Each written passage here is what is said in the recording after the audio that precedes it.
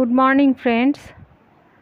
সকালে উঠে প্রথমে আমি গরম জল বসালাম ইন্ডাকশানে। জলটা গরম হচ্ছে। কতটা গরম হচ্ছে সেই পরিমাণটা বুঝে নিতে হবে। ঈষদুষ্ণ গরম জল, বেশি গরম জল লাগবে না।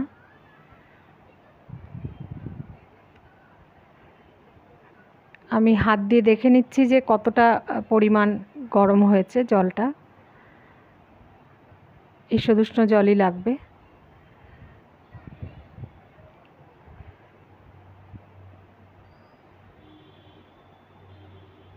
ইন্ডাকশানটা আমি অফ করে দিলাম।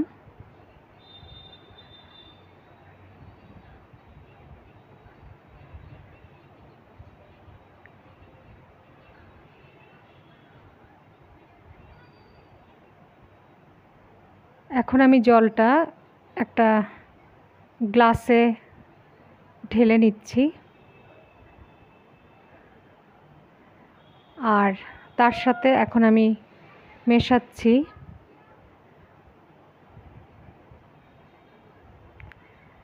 অ্যাপেল সিডার ভিনিগার, যা খালি পেটে খেলে গরম জলে খুবই উপকার। তার সাথে আমি দিয়ে নেব একটু pink salt, Himalayan pink salt একটু দিয়ে নেব।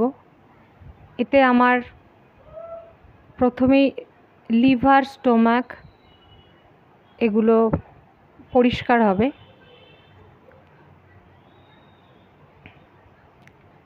আসলে ভয়েস দিয়ে এইভাবে করতে অভ্যস্ত নই, তো একটু অসুবিধা হচ্ছে প্রথম। যাই হোক, আমি পরিমাণ মতো লবণ এবং অ্যাপেল সিডার ভিনিগার নিয়ে নিলাম। অ্যাপেল সিডার ভিনিগারের গুণ অনেক, প্রচুর গুণ। আমি 3 মাস ধরে এটা খেয়ে আসছি। কখনো কখনো দিনে 2 বারও আমি খাই, একবার সকালে একবার সন্ধেবেলা। এটা আমি খাই। এটা ভালো করে গুলে নিচ্ছি।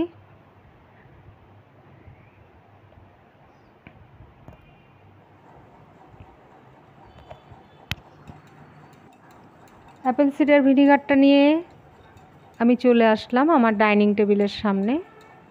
এখন এটাকে আস্তে আস্তে আমি খেয়ে নেব। অ্যাপেল সিডার ভিনিগার সকালে খালি পেটে ঘুম থেকে উঠে। অ্যাপেল সিডার ভিনিগার খাওয়ার পরেই দাঁতটা ব্রাশ করে নিতে হবে। অ্যাকচুয়ালি এটা কোনো রকম মেটালে খেতে হয় না। আমি যদিও মেটালে খেয়েছি, এটা আমি ভুল করেছি। এটা কাচের গ্লাসে খেলে সবচেয়ে ভালো হয়। এটা চেষ্টা করতে হবে কাচের গ্লাসেই খেতে। অ্যাপেল সিডার ভিনিগার খাওয়ার পরে এখন আমি দাঁত ব্রাশ করব, তাই ব্রাশ করার জন্য রেডি হচ্ছি। রান্নাঘরে গিয়ে রেখে আসলাম গ্লাসটা। আজ সকালেও খুব গরম ছিল, খুব। আর আমার ঘরে কোনো দিক থেকে আলো ঢোকে না। রান্নাঘরে একটাই জানালা আছে, আলো ঢোকে না। সব সময় আমাকে লাইট জ্বালিয়ে কাজ করতে হয়। এটা আমার একটা বিরাট অসুবিধা। যাই হোক, সব কিছুই তো মানিয়ে চলতে হবে। যদি কখনো কোনো দিন বাড়ি করতে পারি, তবে নিজের পছন্দ মতো একটা বাড়ি করব। এবার সকাল সকাল আমি দাঁত ব্রাশ করে নেব। দাঁত ব্রাশ করে তারপরে আমার শুরু হবে বাসি কাজ করা।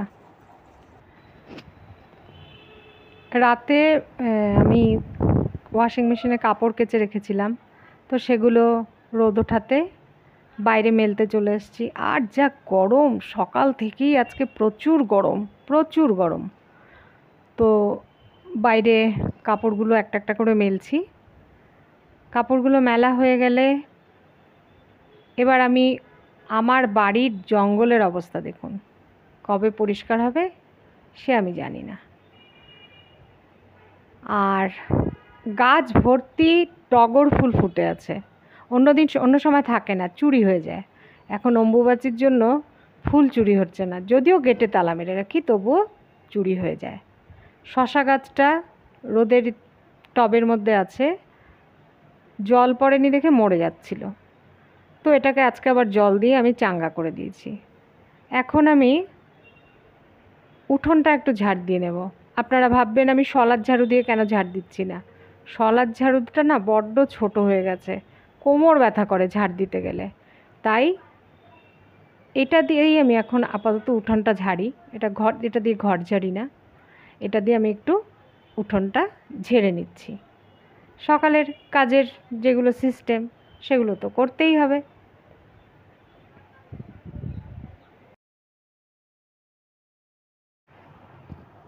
আমার মা ইতিমধ্যে ঘুম থেকে উঠে পড়েছেন। এতক্ষণ সবাই ঘুমাচ্ছিল আমি যখন কাজকর্ম শুরু করেছি। তো ক্র্যাচ নিয়ে হাঁটেন, তো ঘুম থেকে উঠে বাথরুমে যাচ্ছেন। খুব কষ্ট হয় ওনার ঘুম থেকে ওঠার পরে হাঁটাচলা করতে। এই ফাঁকে আমি, মা এসে আবার যেহেতু শোবেন, সেই জন্য মায়ের বিছানাটা আমি ঝেড়ে পরিষ্কার করে নেব। আমার মা ভালো থাকুক, সবাই এটা আশীর্বাদ করবেন। মা বয়স যতটা না বয়স হয়েছে তার থেকে অনেক বেশি ভেঙে পড়েছেন আমার মা, তাই ঈশ্বরের কাছেও আমার প্রার্থনা আমার মা যেন সবসময় সুস্থ থাকে, ভালো থাকে। মায়ের বিছানাটা ঝেড়ে নিলাম, পরিষ্কার করে দিলাম।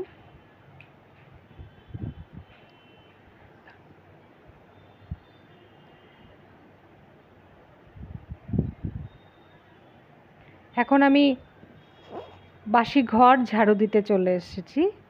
বাসি ঘরটা ঝাড়ু দিয়ে নিচ্ছি। এ তো সব মেয়েদেরই সকালবেলায় উঠে বাসি ঘর ঝাড় দেওয়া একটা কাজ, বিশাল কাজ। কোমরে ব্যথা করলেও ভাই ঘর ঝাড় দিতে হবে, এ যেন আর ছাড়েই না ঘুম থেকে উঠে এক বাসি ঘরের কাজ করা। আর আমার যেহেতু আর সাথে সহযোগিতা করার মতো কেউ নেই, তাই জন্য আমাকেই সবটা একাই করতে হয়। সে যাক, আমি খুশি মনেই কাজগুলো করি। এক এক সময় হয়তো বিরক্ত লাগে, তবে খুশি মনে করার চেষ্টা করি, কারণ তাতে শরীরটাও আমার ভালো থাকবে।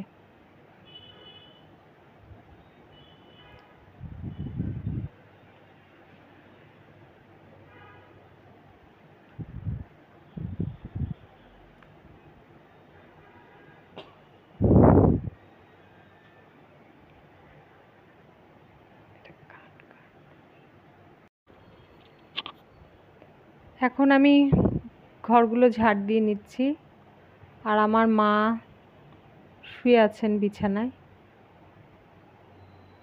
দেখলে মনে হয় যেন অল্প একটু জায়গা, কিন্তু অনেকটা বড় বাড়িটা। যদিও আমার দুটো ঘর, বাইরে ডাইনিং টেবিল পাতা, সামনে বারান্দা, কিন্তু জায়গাটা অনেক অনেক পুরনো বাড়ি, তো অনেক বড় জায়গা।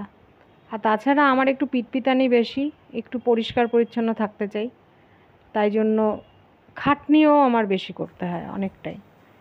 এবার ঘর ঝাড়ার পরে আমার ঘর মোছার পালা। এর আগে আমি বাসি বাসন যা বেসিনে ছিল বাসন মেজে নিয়েছি, রান্নাঘরটা মোটামুটি একটু পরিষ্কার করে নিয়েছি। তারপরে আমি চলে এসেছি ঘর মুছতে। এখন আমার স্নান করা হয়ে গেছে, ঘর মোছার পর স্নান করে নিয়েছি। স্নান করে এখন আমি ঠাকুরের ফুল তুলতে যাচ্ছি। ঠিক আছে, ঠাকুর পূজাও দেওয়া হয়ে গেছে। রাম ঠাকুর, লোকনাথ বাবা, বজরংবলী, শ্রীকৃষ্ণ, শিব ঠাকুর, এদের পূজাটা আমি দিয়ে নিলাম। বাকি দেবীদের পূজা তো এখন দেওয়া যাবে না। আর এদিকে স্নান সেরে নেওয়ার পরে, পুজো দেওয়ার পরে আমার ঢেঁকির শাকটা কাটা হয়ে গেল। এবার আমি করলাটা কাটছি। করলাটা কেটে নিয়ে আজকে অনেকগুলো পদই রান্না হবে, তো কেটে নিচ্ছি করলা, আর তার সাথে কুমড়ো ভাজা। কুমড়ো আর করলা একসাথে মিশিয়ে ভাজবো। ঢেঁকির শাক কাটা হয়ে গেছে। পর পর পর পর কাজ কাজ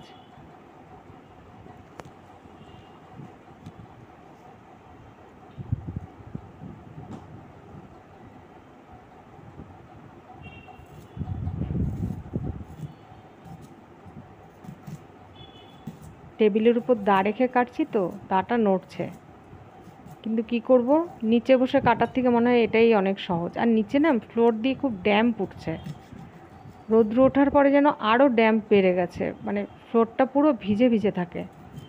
যতই পরিষ্কার করে মুছি যাই করি না কেন ফ্লোরটা পুরো ভিজে ভিজে থাকে। তো তরকারি কাটছি, আরও অনেক তরকারি কাটতে হবে। সবজিগুলোকে ভালো করে ধুয়ে দেখে পোকা আছে নাকি সব কিছু দেখে টেখে তারপরে সবজিগুলো কাটছি।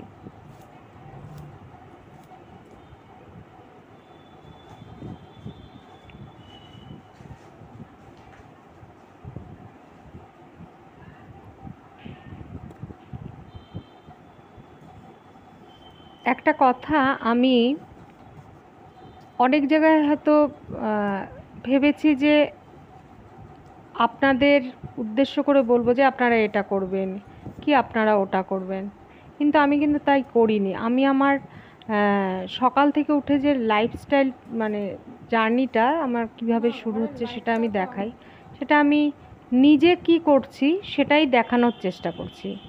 আমি বলছি না যে আমার মানে লাইফস্টাইলের মধ্যে আমার সারাদিনের আমার খাওয়া দাওয়ার রুটিন সব কিছুর মধ্যে আমি আপনাদের ওকে যে এটাই করতে হবে এটা আমি বলছি না। আমার একটা যেহেতু আমি এতখানি 75 ডেজে এতটা ওয়েট লস করেছি, তার সাথে 13টা ওষুধ খাওয়া আমি বন্ধ করে দিয়েছি, সুগার নর্মাল করে দিয়েছি, কোলেস্টেরল নর্মাল করে দিয়েছি, প্রেশার নর্মাল করে দিয়েছি, নার্ভের প্রবলেম ছিল ইত্যাদি আরও অনেক প্রবলেম ছিল, লিভারের প্রবলেম ছিল। তো সব কিছুই এখন আমার ঠিক হয়ে গেছে, 3 মাস হয়ে গেছে। এখন আমি বর্তমানে সুস্থ এবং ফিট। ঈশ্বর যেন আমাকে এইভাবেই ফিট রাখেন, তাহলে আমি সবার জন্য করতেও পারবো।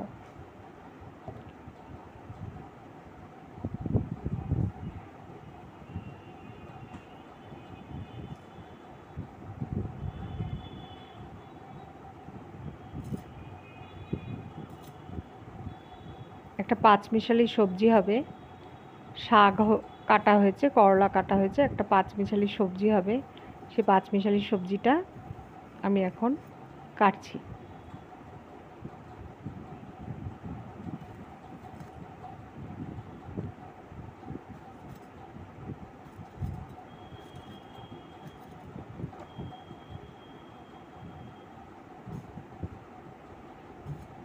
আমার কাছে মনে হয় যেন ভয় মনে হচ্ছে, সবই তো মাত্র আমি শুরু করেছি, ভিডিওর সাথে সাথে কথা বলাটাই মনে হয় যেন অনেকটাই সুবিধা। ভয়েস ওভার দেওয়াটা মনে হচ্ছে যেন অনেক কঠিন ব্যাপার, আবার এগুলোকে নিয়ে বসো ভয়েস ওভার দাও। কিন্তু ভয়েস ওভার না দিলে একেই তো আমার মোবাইলটা অনেক পুরনো, তারপরে জোরে এত জোরে আমি কথা বলতে পারি না যে কথা পরিষ্কার শোনা যায়, সেই জন্য আমাকে ভয়েস ওভার দিতে হচ্ছে। কারণ এমনি যখন ডাইরেক্ট কথা বলছি ভিডিওতে তখন না ভয়েসটা কম আসছে। তো আমার রান্না হয়ে গেছে, সকাল সকাল রান্না হয়ে গেছে, ঢেঁকির শাক, উচ্ছা করলা ভাজা, এখানে চিকেন পেঁপে দিয়ে, এটা একটা পাঁচমিশালি সবজি, আর মাছ ভাজা, খুব হালকা করে, আর মাছ ভাজা, আর আছে এদিকে আছে শসা আর লেবু। লেবুটা আমি যথেষ্ট পরিমাণে খাই ফ্যাটটা ঝরানোর জন্য এবং পেটটাও পরিষ্কার রাখার জন্য। মিষ্টি দেওয়া নেই, মিষ্টি ছাড়া রান্না, পিঙ্ক সল্টে রান্না, অল্প পরিমাণে পিঙ্ক সল্টে রান্না। রান্নার ফাইনাল লুক দেখিয়ে দিলাম। আমার মাকে লাল চা করে দিয়েছি, মা লাল চা খাচ্ছেন, যদিও আমি সকালে চা খাই না। আমি এখন নিয়ে বসে গেছি 1 গ্লাস হলুদ জল। অনেকটাই সময় হয়ে গেছে, সকালে আমি অ্যাপেল সিডার ভিনিগার খেয়েছিলাম, তারপরে অনেকটাই এমনি জল খেয়েছি। এখন আমি হলুদ জল খাবো। হলুদ জলটা খেয়ে আমি আমার এক্সারসাইজ শুরু করব। এখন 9:30 মতো হয়তো বাজে, আগে আজকে অন্যদিন ভোরবেলায় আগে এক্সারসাইজ কিংবা হাঁটাটা আমি করে নিই, তো এই হলুদ জল, এখন আমি হলুদ জলটা খেয়ে আজকে রান্নাবান্না করার পরে, যেহেতু আমি ফাস্টিংয়েই ছিলাম, সেই জন্য আমি এক্সারসাইজটা শুরু করব। আর আমি 16 ঘন্টা ফাস্টিংয়ে থাকি, ওয়াটার ফাস্টিংয়ে থাকি। রাত্রি 8টায় খাই, পরের দিন 12টায় আমার 16 ঘন্টা হয়। তবু বেশি হয়ে যায়, কোনো কোনো সময় 18-19 ঘন্টাও হয়ে যায়। সব দিন তো আর সমান যায় না। গুড মর্নিং ফ্রেন্ডস, তোমরা সবাই কেমন আছো? তোমাদের আশীর্বাদে এবং ঈশ্বরের আশীর্বাদে আমি ভালো আছি। আমার পরিবারের সবাইকেও ভালো রাখার চেষ্টা করছি। এখন অনেকটাই বেলা হয়ে গেল আমার এক্সারসাইজ শেষ করে, তারপরে আবার তোমাদের সাথে সামনাসামনি কথা বলতে আসলাম। আর এখন বাকি কাজ যা আছে তা করব। একটু হাঁপাচ্ছি। এদিকে আমার মেয়ে ওয়ার্ক ফ্রম হোম সকাল 9টায় থেকে বসে পড়েছে কাজে। ও ব্যাঙ্গালোর থেকে এসেছে, যদিও ছুটি পায়নি, বরং আরও ওভারটাইম করতে হচ্ছে। কাজে বসে পড়েছে।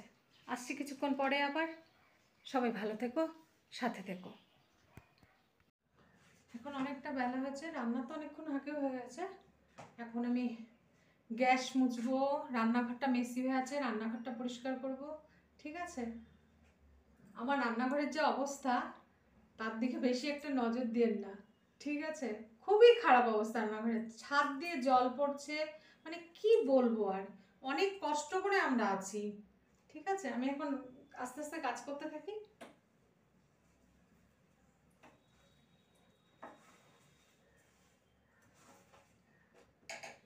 দুদিন বৃষ্টি পড়াতে একটু জল পড়াটা কমেছিল, কিন্তু মেঝে দিয়ে ভীষণভাবে ড্যাম পড়ছে। আর বৃষ্টি যখন পড়ছে, আমি আপনাদের ছাদটা দেখাবো, বৃষ্টি যখন পড়ছে না, তখন বালতি দিয়ে কাপড় দিয়ে চারদিকে আমাকে রেখে দিচ্ছে, পা ফেলতে পারছি না, সারা ঘরে জল পড়ছে, এমন অবস্থা।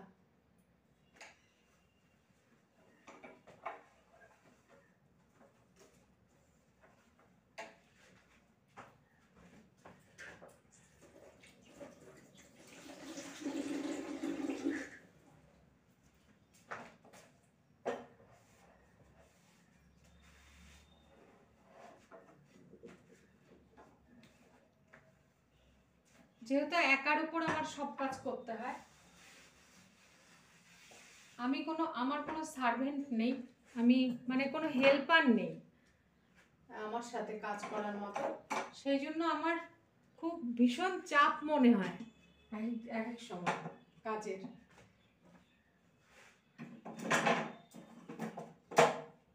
যাই হোক, এইভাবেই ভালো থাকতে হবে।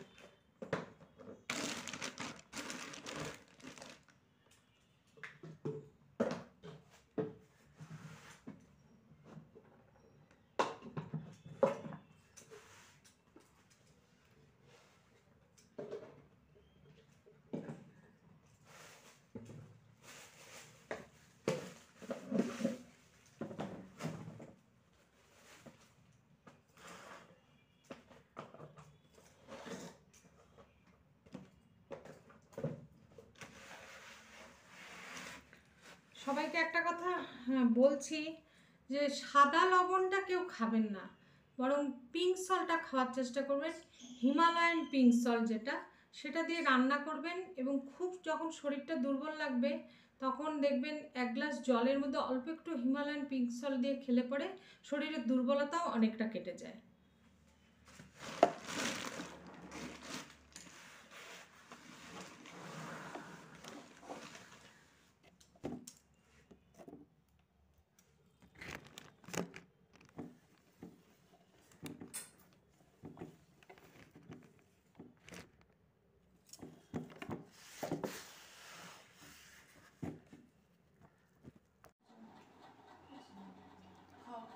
দুপুরের খাওয়া হচ্ছে, মা বসেছে খেতে, যে মা আবার খাবে না তাই মেয়েকে আবার দিয়ে দিচ্ছে একটু।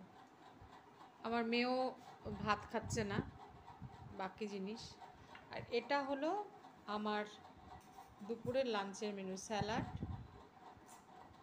একটু চিকেন, এক বাটি সবজি, এক পিস মাছ ভাজা, শাক, উচ্ছা করলা ভাজা। এটা হচ্ছে আমার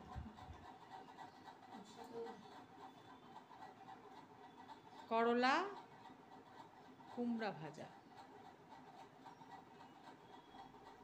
এবার আমি খেতে বসি।